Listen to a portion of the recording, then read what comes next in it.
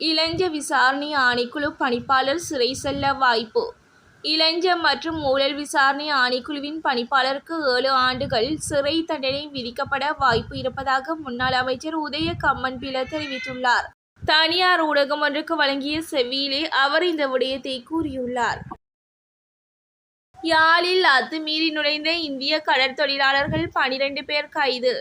நெடுந்தீவு கடற்பரப்பினுள் அத்துமீறி நுழைந்த கடல் தொழிலில் ஈடுபட்ட குற்றச்சாட்டில் 12 இந்திய கடல் தொழிலாளர்கள் கைது செய்யப்பட்டுள்ளனர். புதுச்சேரியை சேர்ந்த 12 கடல் தொழிலாளர்கள் படகொன்றின் மூலம் நெடுந்தீவு கடற்பரப்பினுள் அத்துமீறி நுழைந்து நேற்று கடல் தொழிலில் ஈடுபட்டுள்ளனர். குறித்த கடல் தொழிலாளர்களை இலங்கை கடற்படையினர் கைது செய்ததுடன் அவர்களின் படகையும் பறிமுதல் செய்துள்ளனர். ராஜபக்சர்களின் ஆட்சியில் வடகிழக்கில் எமக்கு முழு சுதந்திரம். ராஜபக்சர்களின் ஆட்சி காலத்தில் வடக்கு கிழக்கில் முழு சுதந்திரத்துடன் செயற்பட்டோம் என மட்டக்களப்பு ஸ்ரீ மங்களராமய விகாரையின் விகாராதிபதி அம்பிட்டிய சுமண தேரர் தெரிவித்துள்ளார். தற்போதைய அரசின் ஆட்சியில் அவ்வாறு செயற்பட முடியாதுள்ளது என்றும் அம்பிட்டிய சுமணரத்ன தேரர் கூறியுள்ளார். ஊடகங்களுக்கு கருத்து தெரிவித்த போதே அம்பிட்டிய சுமணரத்ன தேரர் மேற்கண்டவாறு கூறினார். பெரிய வெங்காயத்தின் உள்நாட்டு உற்பத்தியை விட இறக்குமதி லாபகரமானது. பெரிய வெங்காயத்தை உள்நாட்டில் உற்பத்தி செய்வதை விட இறக்குமதி செய்வதன் மூலம் நுகர்வோருக்கு குறைந்த விலையில் வெங்காயத்தை கொள்வனவு செய்ய முடியும் என்று அமைச்சர் லால்காந்த தெரிவித்துள்ளார்.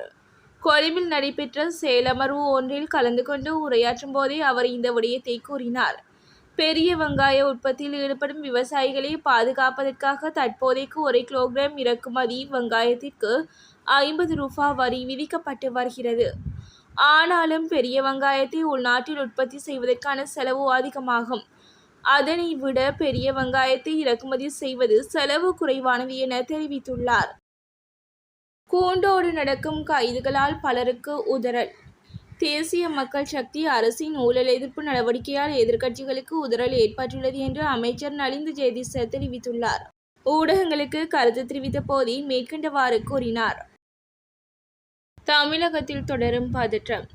தமிழகத்தின் கரூரில் பிரச்சார கூட்டம் ஒன்றில் ஏற்பட்ட கூட்ட நெரிசலில் சிக்கி உயிரிழந்தோரின் எண்ணிக்கை 39ஆக அதிகரித்துள்ளது. அவர்களில் 5 சிறுவர்களும் 5 சிறுமிகளும் 17 பெண்களும் 12 ஆண்களும் அடங்குகின்றனர். இதில் 35 பேரின் உடல்கள் அவர்களின் உறவினர்களிடம் ஒப்படைக்கப்பட்டுள்ளதாக இந்திய ஊடகங்கள் தெரிவிக்கின்றன. அதே நேரம் 50க்கும் மேற்பட்டோர் காயமடைந்த நிலையில் வைத்தியசாலையில் சிகிச்சை பெற்று வருகின்றனர். ஆளுங்கட்சி அரசியல்வாதிகளுக்கு எதிரான பிடியாணை ரத்து. தேசிய மக்கள் சக்தி அரசாங்கத்தின் அமைச்சர் வசந்த சமரசிங்க, பிரதி அமைச்சர் மஹிந்த ஜெயசிங்க மற்றும் கடுவலை நகராதிபதி ரஞ்சன் ஜெயலால் ஆகியோருக்கு எதிரான பிடியாணை ரத்து செய்யப்பட்டுள்ளது. தேசிய தொழிலாளர் சங்கத்திற்கு உரித்தான தெஹிவளையில் அமைந்துள்ள கட்டிடம் ஒன்றை முறைகேடான வழியில் குத்தகைக்கு வழங்கிய குற்றச்சாட்டில் அமைச்சர் வசந்த சமரசிங்க, பிரதி அமைச்சர் மஹிந்த ஜெயசிங்க மற்றும் கடுவலை நகராதிபதி ரஞ்சன் ஜெயலால் ஆகியோருக்கு எதிராக கல்கிசை நீதிமன்றம் அண்மையில் பிடியாணை பிறப்பித்துள்ளது. இந்த நிலையில் குறித்த வழக்கு தொடர்பாக குற்றப்புலனாய்வு போலீசார் சட்டமா அதிபரின் ஆலோசனை கோரியிருந்தனர்.